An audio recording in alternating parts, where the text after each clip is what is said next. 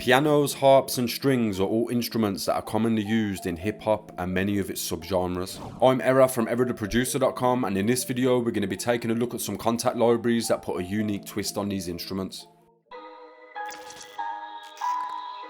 Era on the track. All the libraries that I'll be using in this video are from today's sponsor, Audio Expression. I'm going to be focusing on their Xtreme piano, the Xtreme harp and their Nebula library. These libraries take traditional instruments and add some extreme twists, with the outcome being some really interesting presets. It's been a while since we made any drill on the channel, so I'm going to be using these libraries to cook up a drill beat. Huge thank you to Audio Expression for sponsoring the video. Now let's get a melody down. The first thing I want to do is add some chords, so I've chose one of the string presets from the Nebula library. I've set my BPM to 144, and of course we want a dark melody, so I'm working in a D minor scale. I'm just going to use these strings to lay down a simple chord progression, as we're going to be layering this with different instruments.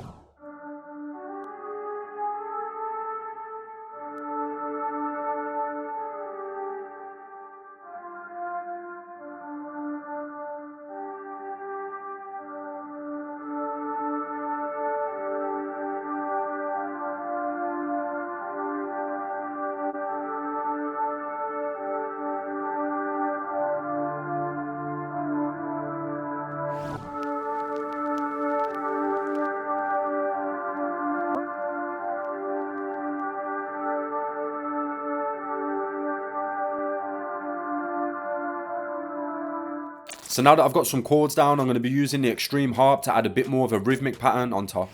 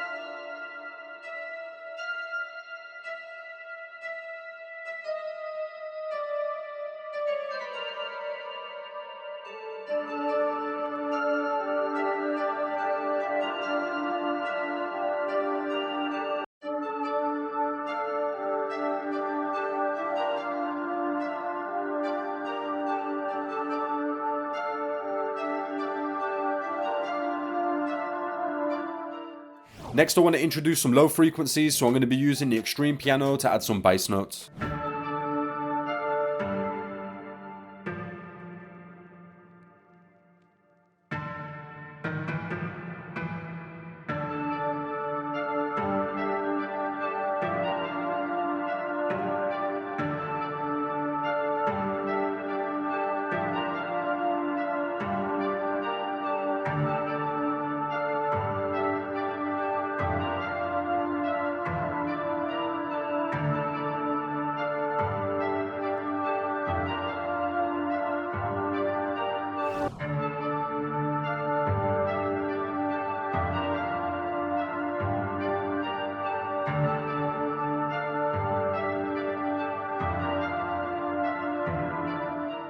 So I've gone back to the Nebula bank, and the last thing I'm going to add to this melody is an arpeggio. All I'm going to do here is take the chords from the first pattern and mess around with some of the settings inside the library.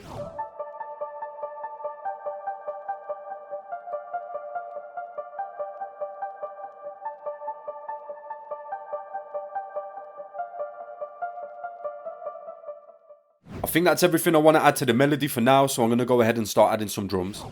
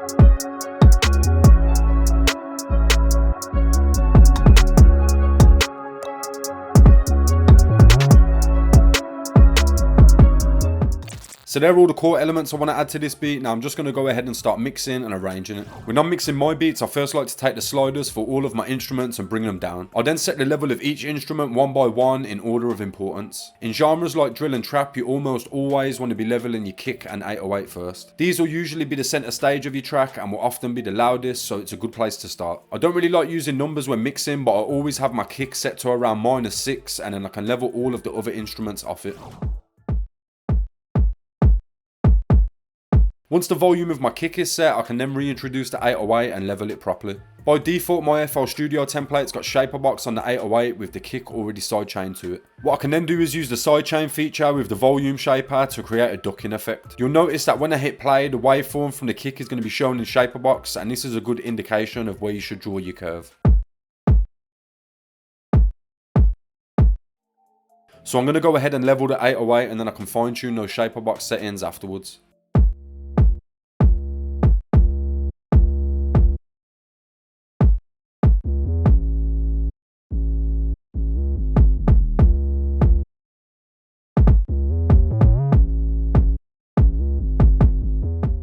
Now that my kick and 808 are all set, I'm going to start going through the rest of my drum instruments and leveling them.